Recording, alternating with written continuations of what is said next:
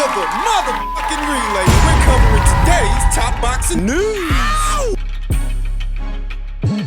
Okay, we'll start with this. An interesting turn of events from out of Denmark. Sarah Mahfoud is now prevented from defending her WBC silver title against Michelle Braga next month, as she has been elevated to the official challenger for the WBC world title against Skye Nicolson. Elizabeth Oshoba of Nigeria steps in on short notice to challenge Braga for the vacant title in Copenhagen, Denmark. I wondered if that fight between Sarah and Michelle Braga would go through, since the order from the WBC has already come down, and it appears that I have my answer. What makes the fight between Sarah Mahfoud and Skye Nicolson so interesting is that while Sarah may not have Skye Nicholson's great amateur background, and maybe she doesn't have as high a ceiling as Skye, she is a more experienced professional. She is a former champion, and she has fought better fighters than the fighters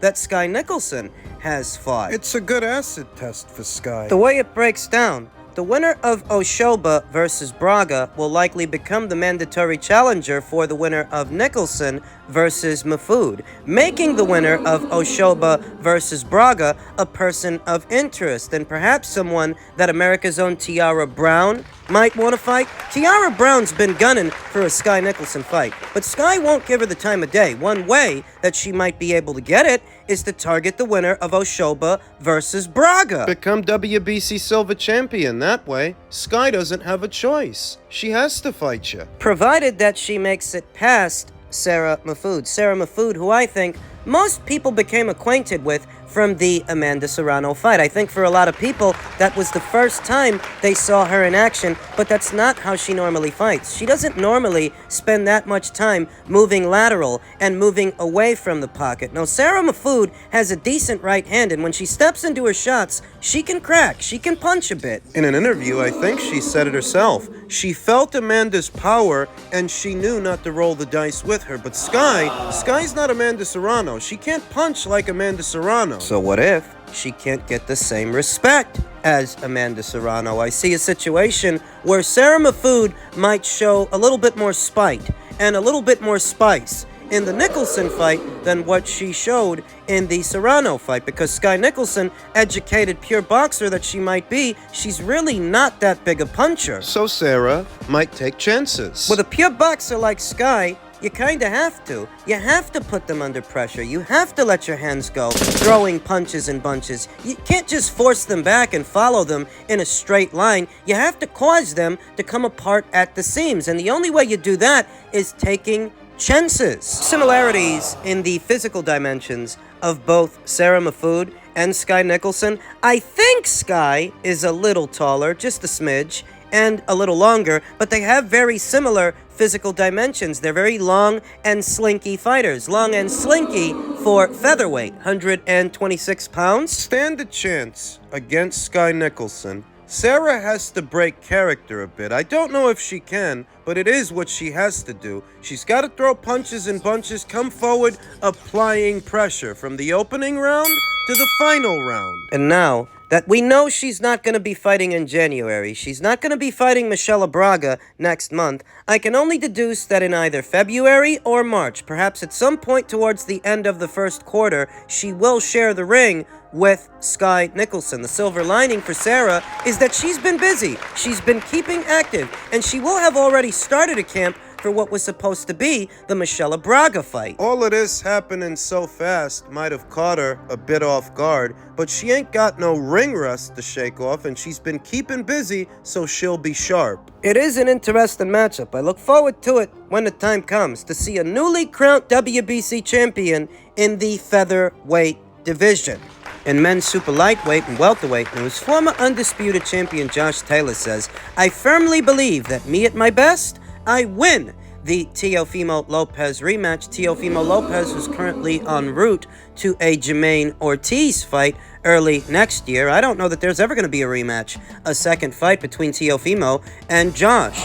Josh, who said, "I started off really well. I came out and I sussed him out straight away. He was doing everything what we planned, what we thought he was going to do," Taylor told Sky Sports. "I was keeping him on the end of my jab, a couple of left hands, a couple of body shots and stuff. It felt great. It was quite easy, but around the fourth," Taylor explains, "that his legs were no longer there. I usually get a little bit like that in fights and think, all right, the second wind will come, but it never came. It just got worse and worse and worse," Taylor recalled. "He was just better than me on the night." I remember that. I remember that Josh started off all right. He was mugging him. Using his size and strength to try and overpower Teofimo Lopez mid-range to inside, but after a while, that trademark aggression from the Tartan Tornado, it started working against him and playing into the hands of Teofimo Lopez, a skilled boxer puncher, counter-puncher. Josh Taylor continued, "If you're not quite at your best on the night, you're going to get beaten at the top level. It's tiny margins at the top level which make the difference between winning and losing." Taylor is convinced that he could beat Lopez in a rematch, and I can only deduce that if there were a second fight, if there were a rematch, it wouldn't be at 140. Josh Taylor has all but grown out 140. It would have to be at 147. And to my knowledge, Teofimo has no immediate plans of moving up there. No, he just became a champion at 140 in his last fight. He's en route to a Jermaine Ortiz fight. All this talk of potentially running it back with Teofimo. He's not an easy guy to negotiate with either. I think Teofimo looked sensational, and he exceeded my expectations. But a part of what I saw in Josh Taylor on that night, in that fight, was a fighter who's outgrown this division, who probably should have moved up 2 fights before. Probably. He says, "I took the fight. I felt great camp, made the weight well, just wasn't good enough on the night, that's all. But I do firmly believe, me at my best, I win the fight all day. I've got that self-belief and that self-confidence. I firmly believe that me at my best and performing at my best against Lopez, I win that fight, without a doubt," Taylor said. "I still took quite a lot of confidence from that fight. I still felt I won 5 of the 12 rounds, but I went out in the 11th and my legs were gone. I just battled on. You never know. You've always got that puncher's chance. It wasn't to be, but I took a lot of confidence from it. I still feel I did okay for the level of preparation that I could do." He faded down the stretch after starting off strong. Didn't used to be that way for Josh, but that's the sign of a fighter that needs to move up. Though he says he wants to run it back with Lopez, and he's even calling out Devin Haney, saying, "I'll give you the fight of your life," presumably at 147 pounds, because that's where Devin is talking about going. Devin, like Teofimo, became a champion at 140 pounds in his very last fight. Teofimo became a champion by fighting Josh, and Devin became a champion by fighting Josh's old opponent, Regis Prograis, then WBC champion. Wholeheartedly, Taylor was impressed. Having gone life and death with Prograis nearly 5 years ago, the ease with which Haney got rid of his former rival was jaw-dropping. For now, Taylor is still weighing his options and likes the idea of giving his body a reprieve. He also, however, wants to get his hands on Haney. Ultimately, the 32-year-old is hoping that Haney will pick up the phone and give him a call. In terms of where their proposed showdown would take place, Taylor believes they can meet somewhere in the middle. "I'll fight you, champ," said Taylor on his social media. "I'll give you the fight of your life. Catch weight on your way to 147. Devin is said to be in the process of ironing out a deal to face Ryan Garcia at 140 pounds. Being honest with you, I've no faith in seeing that fight next. I believe that one day it can and will happen, but I'm really not convinced that's going to be the next fight for either of those combatants, in spite of all the positive talk by way of social media. I'll have to see it to believe it. And if it doesn't go down, and it doesn't happen, I could see Devin going up to 147. That's what they were talking about before. And I wouldn't mind seeing a fight between Devin and Josh Taylor at a full 147 pounds. I don't think a catch weight is really necessary. Devin's a big kid. He rehydrates pretty big. There's no need for weight stipulations. And they would both be moving up from 140 up to 147. Stylistically, it's an interesting matchup. The outside fighter versus the inside guy. It's what Josh Taylor is. A mid-range to inside fighter, a southpaw, a strong one who I think would be a bit stronger at 147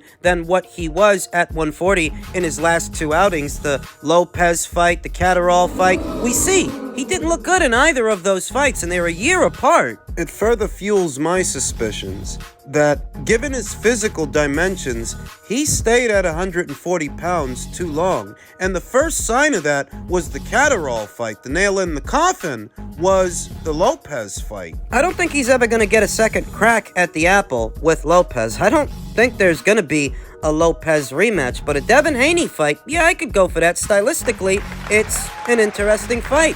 Josh is a tall guy, strong guy, likes to box on the inside. He's a southpaw, and he can move a bit, whereas Devin's an outside fighter, an outside jabber at his very best. He's a pure boxer. So the contrasting styles of the fighters do make for an interesting fight. I don't know if it happens. I think it makes for an entertaining matchup. Josh is a taller drink of water than Regis Prograis. He's a long and limber guy, and it might be interesting seeing if Devin can keep him out the same way he kept Regis Prograis out. Regis, comparatively, is a shorter, stumpier guy, whereas Josh is a taller, longer fighter. Long and limber, longer legs for longer strides, and at 147, I think that would be a healthier weight for him than 140 has been. I heard something about the people at Matchroom making him 3 separate offers to see about doing a Catterall rematch. I don't know how interested he is in doing that. He seems a lot more interested in doing this, and I could go for it, though I don't know if it'll ever actually happen. We'll see. And finally, in junior middleweight news, unbeaten up-and-comer from Puerto Rico, Zayas says, all respect to Tszyu, but it's my time. Interesting turn of events. I didn't know that Xander had Tszyu on his radar, but if he does, I'm not against it. Once viewed as an interesting prospect to keep an eye on, Zayas bypassed the learning stage and solidified himself as a true contender. His resume may be bereft of any big names, but the manner in which he's gone about his business has turned a few heads, including the WBO sanctioning body. Currently, the Puerto Rican native is ranked at number 2, trailing only the United Kingdom's own Josh Kelly. Of course, Tszyu is the proud owner of the WBO crown. So far, the Aussie has been willing to take on all comers. It's unknown when a showdown between Zayas and Tszyu could become a reality, but Zayas is confident that he'll get his shot sooner rather than later. Is this a sign that behind the scenes, conversations are happening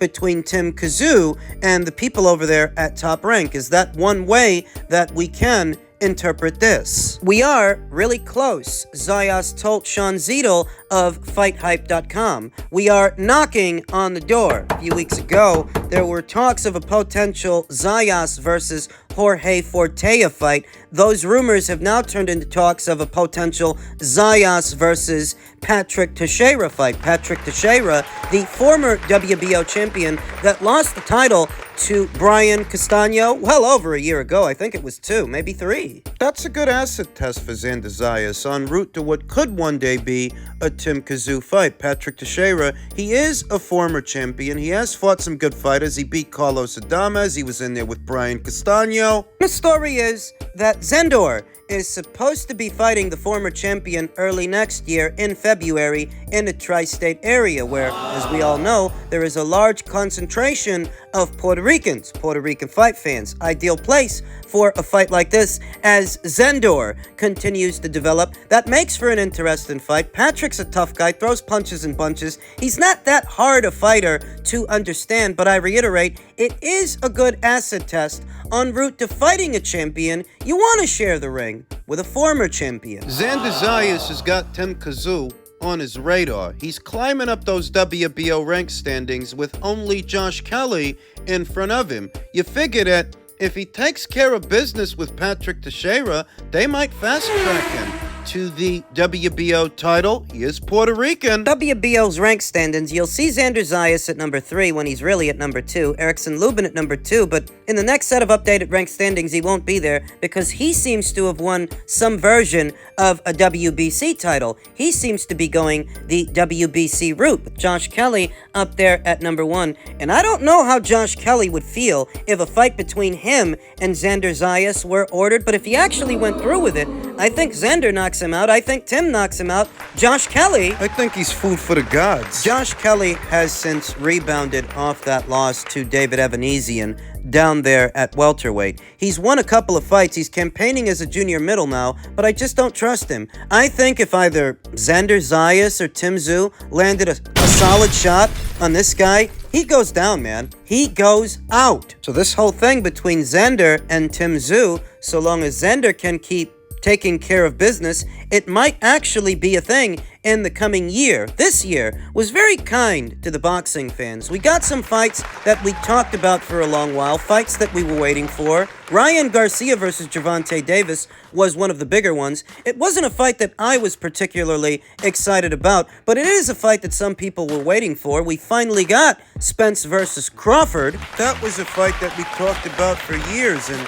now it's come and gone. It's time for some fresh meat, some new blood, some new faces, new rivalries. Tszyu versus Zayas. Interesting particulars that you might want to keep in mind. Up until recently, Tszyu was in bed with Showtime, the Showtime platform, as his U.S. broadcast partner. But we all know that Showtime is officially out of boxing. Thus, the Tszyu people, they're in the market for a new U.S. broadcast partner. And I don't know, maybe ESPN, maybe the people at Top Rank can fill that void. And maybe that's why Xander Zayas is saying that they're close. They're close to a Tszyu fight. Maybe it's because behind the scenes, those conversations are happening. The PBC aren't operating at the same level that they used to. They're supposed to be with Amazon Prime now, but they really only have 12 to 14 fight dates. That's not a lot to work with. Just as well, whatever arrangement Tszyu may have had with the people at the PBC up until this point, it might have been centered around